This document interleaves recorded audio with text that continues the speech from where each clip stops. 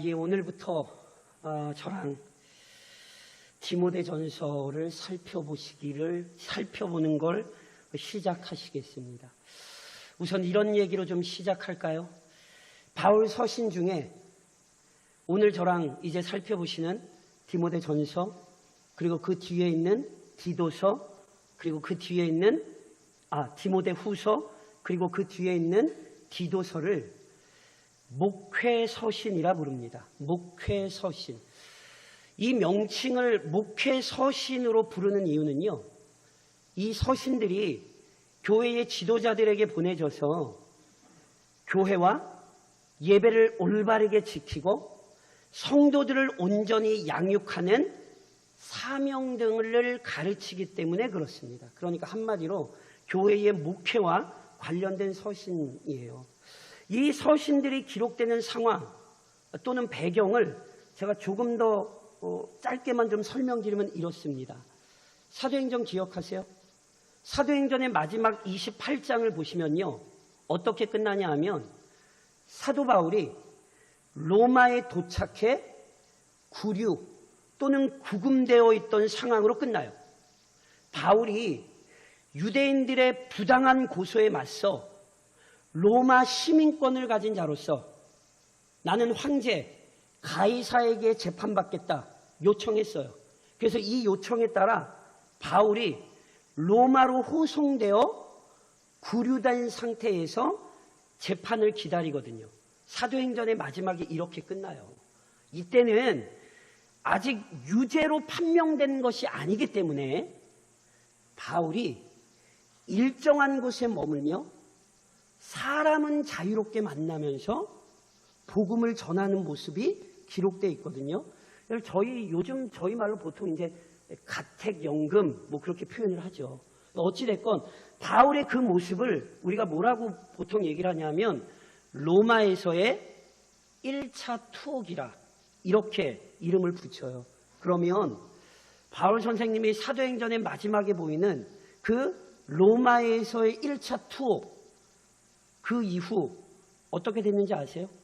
실은 정확한 내용은 알 수 없어요. 왜냐하면 그 이후의 내용에 기록이 없기 때문에. 그런데 바울의 이전 서신에서의 언급들과 목회 서신을 통해 보면 추정이 가능해요. 이런 거죠. 예를 들면 바울 선생님이 로마서를 기록하실 때 내가 너희에게를 거쳐 서바나로 갈 계획이다, 이런 얘기 하시거든요. 그러니까 분명히 1차 투옥 이후에 서바나로 가셨을 거예요. 더 자세하게는 목회 서신을 보면 1차 투옥에서 풀려난 바울 선생님이 다시 여러 지역과 교회를 방문하게 되거든요. 이것을 그래서 저희가 보통 뭐라고 표현하냐 하면 바울의 4차 전도 여행이라 이렇게 불러요. 사도행전에 1차, 2차, 3차 전도 여행이 나오고요. 성경에는 안 나오지만 목회 서신을 통해 보면 4차 전도 여행을 하신 거예요. 이 기간에 바울이 디모데를 에베소 교회로, 디도를 그레데 교회로 보내요. 그리고 이들을 각 교회에 보냈던 이유는 그 교회의 문제를 해결하기 위해서거든요.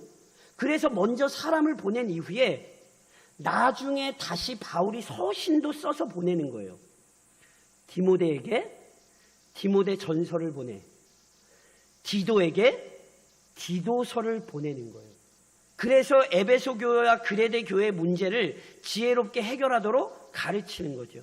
그런 이후에요, 그렇게 서신을 보내 가르친 이후에 얼마 뒤에 다시 바울이 붙잡혀요. 그때 바로 로마의 네로 황제 치하예요. 그때는 인권적으로 법적으로 재판받고, 아니요, 이런 거 없어요. 예수 믿는다는 이유로 바울 선생님이 우리가 잘 아는 로마의 차디찬 지하 감옥에 갇히게 됩니다. 그게 2차 투옥입니다. 이때 그 감옥 속에서 바울이 자기 죽음이 얼마 남지 않았음을 직감하고 디모데에게 편지를 씁니다. 그게 바로 디모데 후서입니다.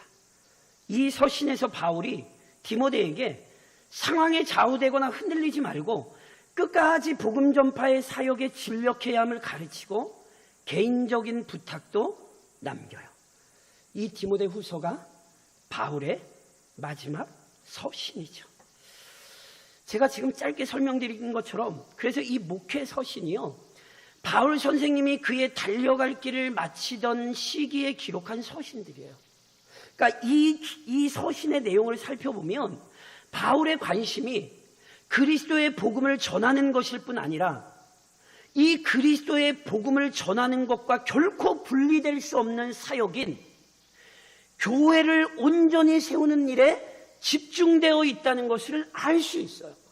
바울은 교회를 세우는 것일 뿐 아니라 그 교회를 잘 보존하는 일에 그의 목숨을 들였어요. 그런데 이것이 단지 바울의 관심이 아니라 그를 통해 일하신 삼위 하나님의 마음이죠. 사랑하는 성도 여러분, 기억하셔야 돼요. 여전히 삼위 하나님께서는 복음의 확장만이 아니라 이 일을 감당하는 교회의 온전함을 기뻐하십니다.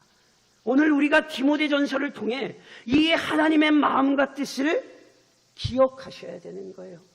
요나서를 통해 참으로 죽어가는 영혼들을 살리는 것이 하나님의 마음이라는 것 기억하셨고 그 마음의 헌신의 함을 기억하셨다면 디모데 전서로 넘어오시면서 그 사역을 감당하기 위해 하나님이 얼마나 교회를 아름답게 세우기를 원하시는가 기억하셔야 되는 거예요.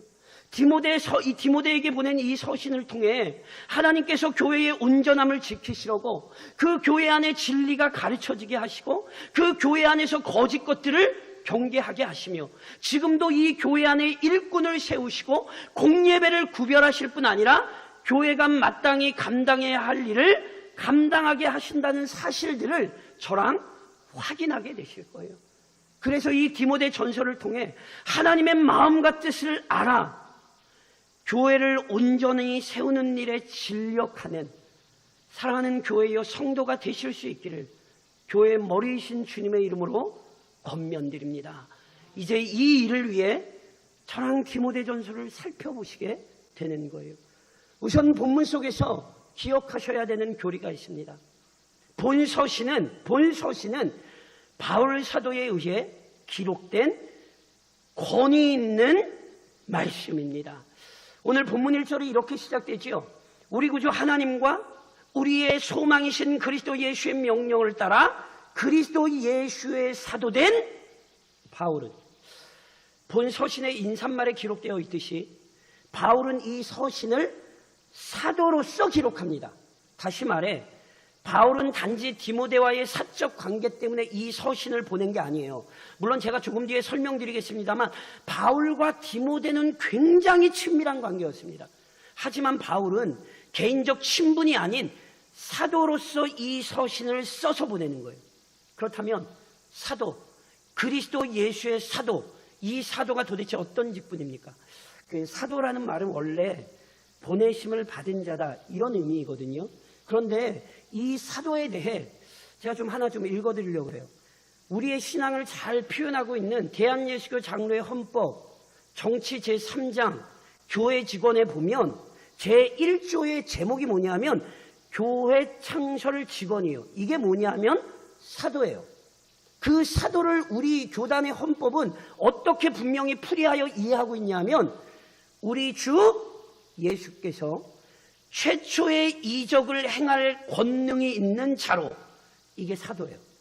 그 사도로 말미암아 자기의 교회를 각 나라 중에서 선발하사 한 몸이 되게 하셨어요. 자, 저를 잘 보셔야 돼요. 신사도 운동이라는 자신들이 이 시대의 사도라는 말 같지도 않은 악한 일들을 행하는 자들이 여전히 있고, 캐톨릭이 교황이 그 사도의 권위를 이어받았다는 성경 어디에도 없는 거짓된 가르침으로 수많은 사람을 미혹하기 때문에 반드시 아셔야 되는 거예요.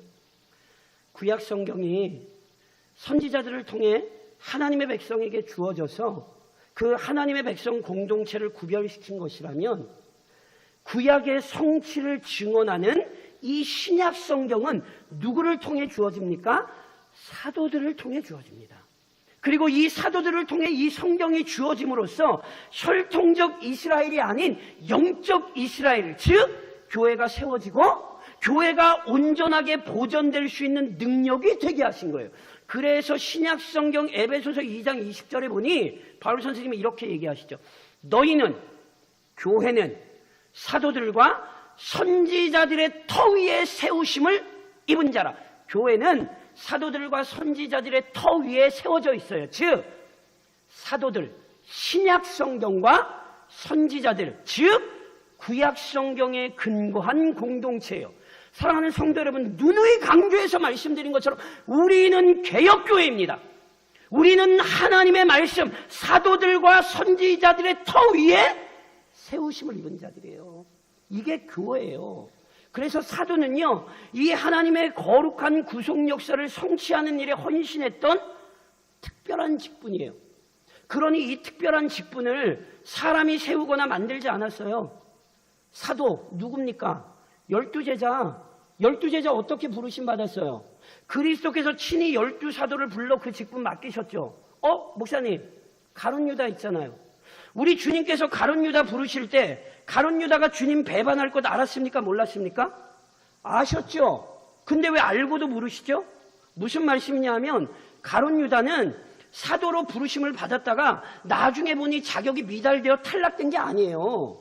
처음부터 우리 주님은 가룟 유다를 사도의 권위로 부르지 않으셨어요. 그래서 이후 사도행전에 보시면 예수님이 부활하시고 승천하신 이후에 초대교회가 하는 것 중에 하나가 뭐냐면 11제자가 하나님의 뜻을 구별하는 방법인 제비를 뽑아 누구를 사도로 세우죠?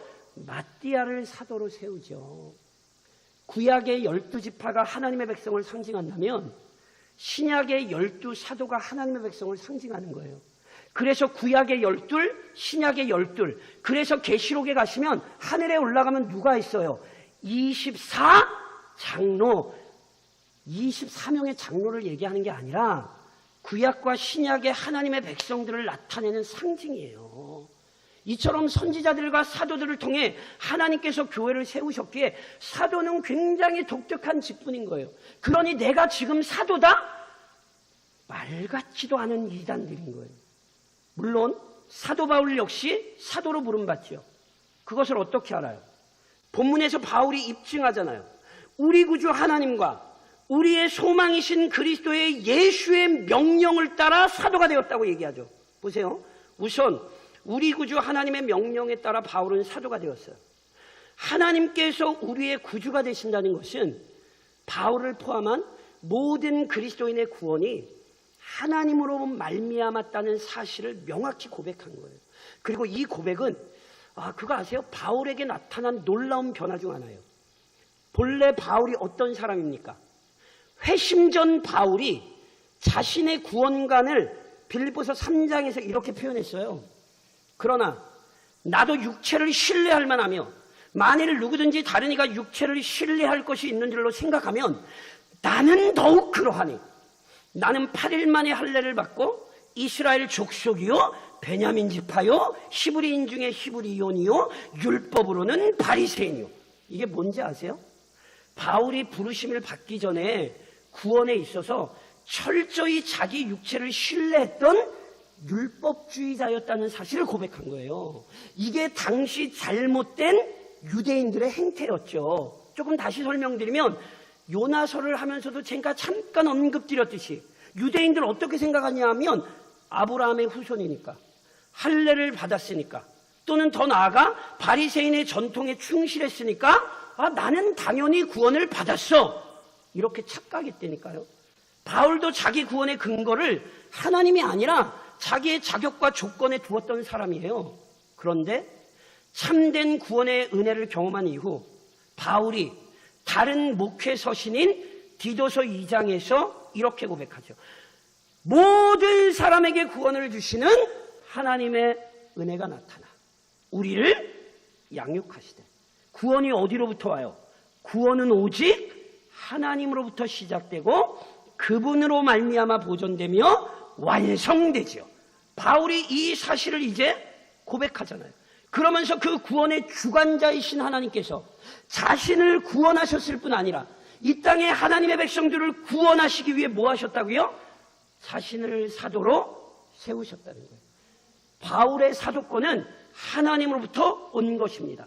동시에 바울은 우리의 소망이신 그리스도의 예수의 명령에 따라 자신이 사도가 되었다고 말하죠.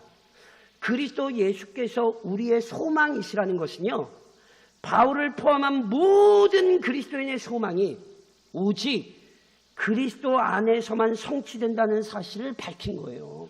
그리고 여기 얘기하는 소망은 썩어지고 없어지고 허무한 것들을 취하려는 욕망이 아니에요. 여기 얘기하는 진정한 소망은 그리스도 안에서 성취되는 영광스러운 구원의 완성이에요. 조금 다시 설명드리면 이런 거죠. 우리 모두 오직 그리스도 안에서 하나님의 자녀가 되었습니다. 믿으십니까? 그게 다가 아니죠. 하나님의 자녀가 된 우리들은 오직 그리스도 안에서 모든 풍성한 은혜를 지금도 누리고 있어요.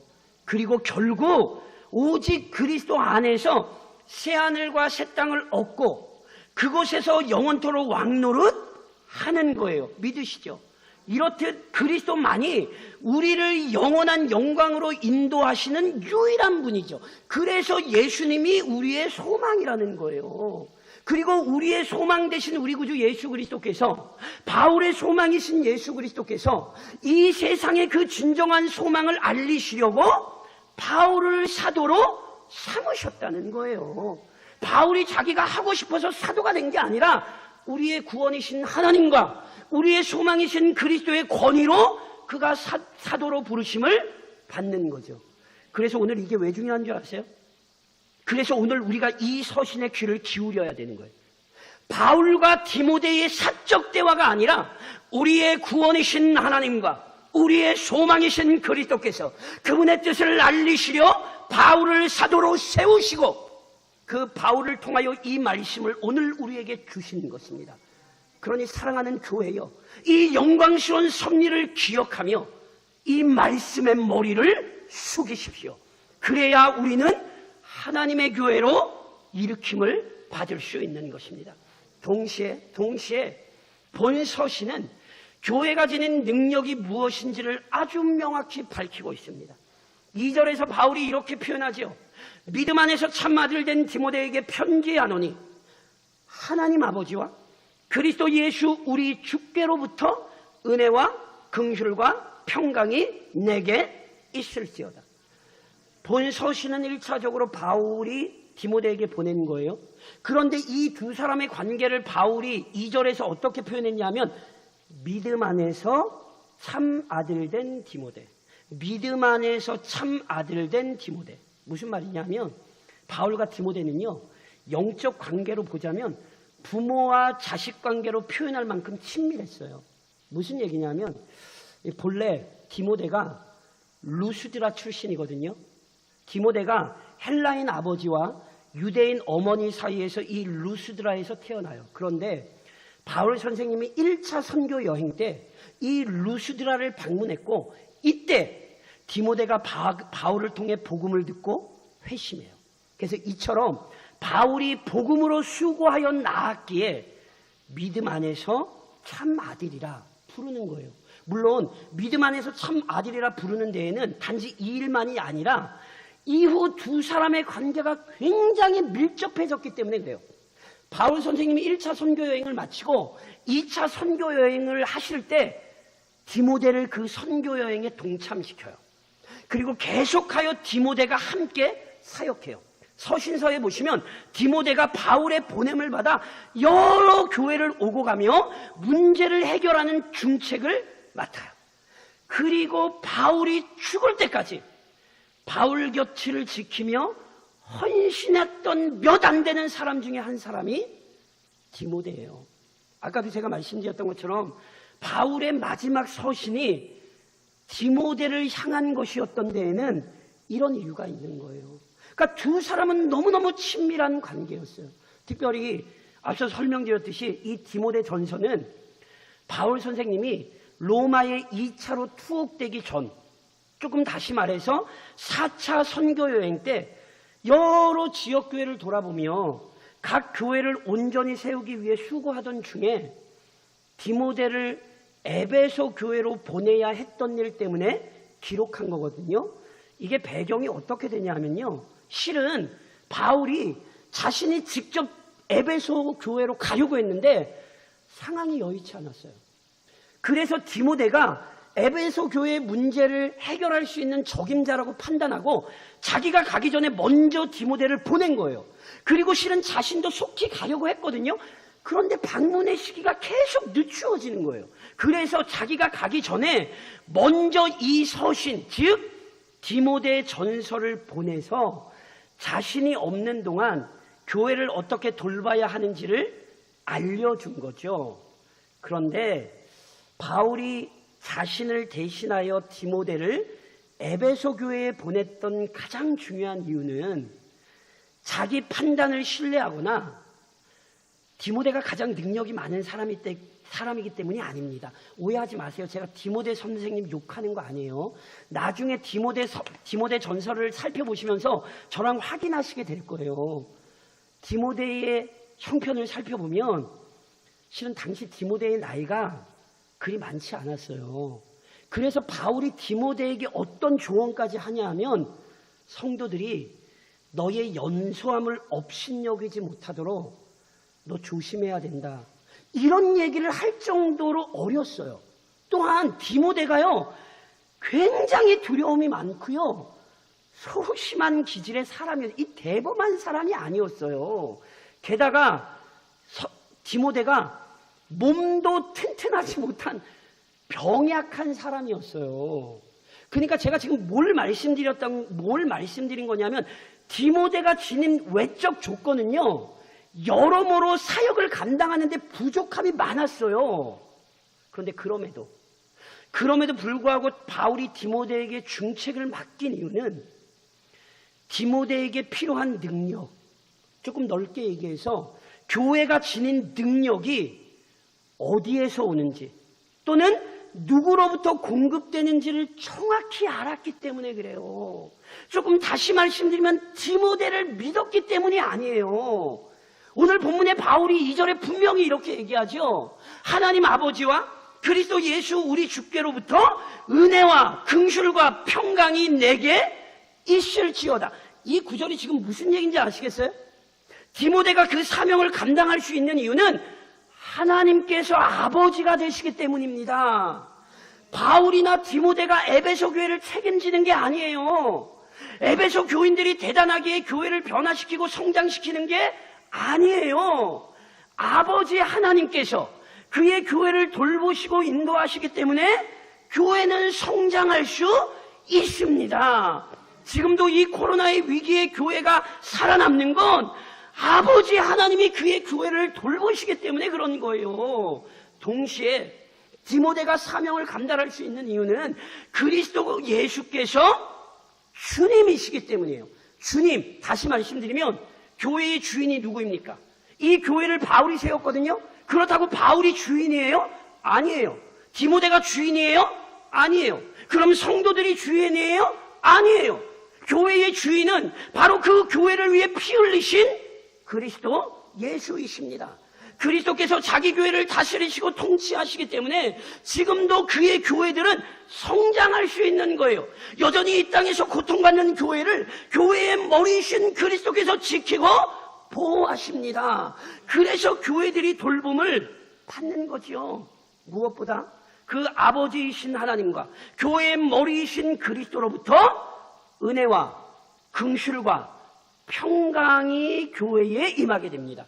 간략히 설명드리면 은혜란 받을 자격 없는 자들에게 베풀어지는 모든 자비를 의미해요. 긍휼이란 힘도 없고 능력도 없는 연약한 죄인들을 불쌍히 여겨주시는 사랑을 의미하는 거예요. 평강이란 죄인에게 베풀어진 은혜와 언제나 그 죄인을 불쌍히 여기시는 그 긍휼로 말미암아 죄인이 누리게 되는 참된 평안과 위로를 의미하는 거예요. 다시 설명드리면 사랑하는 성도 여러분, 교회에는 언제나 은혜가 공급돼요. 그래서 교회는 모든 일을 감당하는 거예요.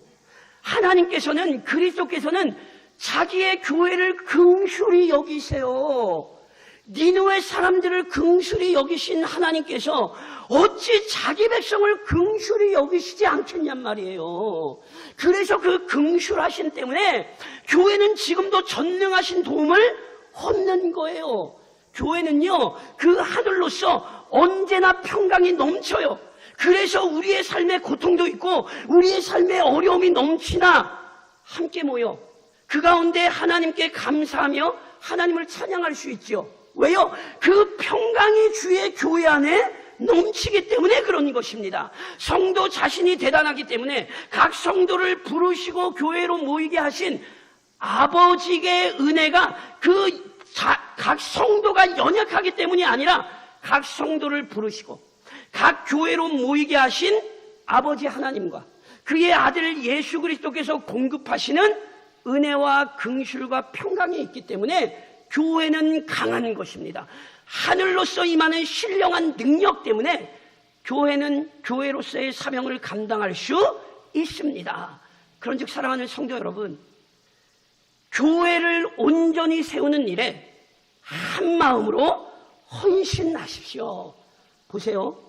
바울이 우리 구주 하나님과 우리의 소망이신 그리스도의 명령에 따라 사도가 되었죠. 그래서 사도로서 여러 곳을 다니며 복음을 전하고 교회를 설립하는 일에 힘썼죠. 그런데 바울은요, 교회를 설립하는 일만 한 게 아니에요. 설립된 각 교회를 거룩한 공동체를 지키고 올바르게 성장시키는 일에도 힘썼어요. 그래서 아세요? 바울의 열심, 교회를 향한 바울의 열심이 잘 드러난 성경 구절 중에 하나가, 저랑 화면을 보시면 한번 같이 봉독하시겠어요? 이 바울의 고백이 우리 교회 성도들의 고백이 되시기를 좀 주의 이름으로 축원합니다. 저랑 한번 같이 읽겠습니다. 이 외의 일은 고사하고 아직도 날마다 내 속에 눌리는 일이 있으니 곧 모든 교회를 위하여 염려하는 것이라. 아멘이세요? 바울은요, 언제나 이 땅의 교회를 염려했고요, 교회를 올바르게 하는 일에 그는 관심을 기울였어요. 저랑 살펴보시는 목회 서신 이 디모데 전서는 이러한 바울의 관심과 열정에서 나온 서신이에요. 그렇다면 보시란 말이에요. 이게 단지 바울의 관심이냔 말이에요. 아니라니까요. 바울은 사도예요. 보내심을 받은 자예요. 누구에게 보내심을 받았네요? 우리의 구원이신 하나님과 우리의 소망이신 그리스도로 말미암아 보냄을 받은 자라니까요. 그래서 바울은 우리의 구원을 허락하신 하나님의 마음이고요, 우리의 소망 대신, 그래서 우리를 위하여 자기를 희생하셨던 그리스도의 마음인 것입니다. 그래서 오늘 우리는 이 마음을 명심해야 돼요. 안타까운 것은 이것을 모르는 자들이 죄송한데 교회 안에 있어요. 누누이 말씀드린 것처럼 신앙생활을 그냥 나 혼자 무언가를 잘하는 것으로 생각하는 거예요. 그런 구원은 없습니다. 나 혼자 그냥 조용히 교회 왔다 가고, 나 혼자 그냥 내가 나름대로 그냥 헌금하고, 그냥 내가 목사님 좋아하니까 목사님 말씀만 조용히 듣고 가고, 그런 신앙생활은 성경 어디에도 없어요. 누누이 말씀드린 것처럼 하나님께서는 우리의 구원을 만들어내실 때 그 성도를 교회 안으로 부르시는 거예요. 구원을 얻는다는 건 교회 안으로 들어오는 거예요. 그리고 그 교회 안에서 다른 모든 성도들과 함께 온전하게 성장해 가는 것, 이게 하나님께서 세우신 구원의 질서고 이게 교회의 영광스러움이에요. 그러니 보세요. 교회가 온전하지 않으면 성도의 온전한 삶은 성립되지가 않아요. 교회가 없으면 성도가 배출될 수 없고, 교회가 무너지면 성도의 온전한 삶이 상실되는 거라니까요. 이 영적인 위대한 진리를 놓치시는 어리석은 자들이 되시면 안 된다고요. 제가 사경회 때 그런 말씀했죠. 정말 가슴에 손을 얹고 물으셔야 돼요. 내가 이 대광중앙교회에 있어서 정말 행복한가? 하나님께서 대광중앙교회로 부르신 그 영광스러움이 성도들 각자의 마음에 있으십니까? 이건 심각한 질문입니다. 왜냐하면 이것이 하나님의 섭리이기 때문입니다. 하나님께서 대광중앙교회를 세우신 것은 이곳에 있는 하나님의 성도를 살리고 여전히 이 땅에 죽어가는 영혼을 살리기 위해 그 성도들을 모아들이시기 위해 이 교회를 세우셨는데, 이 교회에 있는 것이 내게 괴로움이 되고 이것이 내게 고통이 되고 이 교회가 그 능력을 상실하여 이 지역의 영혼을 살릴 수 없다면 우리는 교회가 아닙니다. 이 사실을 디모데전서를 통해 배우셔야 된다고요. 특별히 디모데전서를 보는 중요한 이유 가운데 하나는 임직에 관한 문제 때문입니다. 누누이 말씀드렸던 것처럼 교회가 직분자를 세우는 이유는 개인의 영광이나 명예를 위해서가 아닙니다. 저랑 디모데전서를 보시면 확인하시겠지만 임직자를 세운 가장 중요한 이유는 거짓 진리로부터 교회를 지키기 위해서입니다. 교회가 마땅히 감당해야 할 거룩하고 구별된 사역들을 지속하기 위해서입니다. 개인의 영광이나 어떤 명예가 아닙니다. 물론 착각하시면 안 돼요. 이 사명 역시 어떤 직분자들만 감당하는 게 아니에요.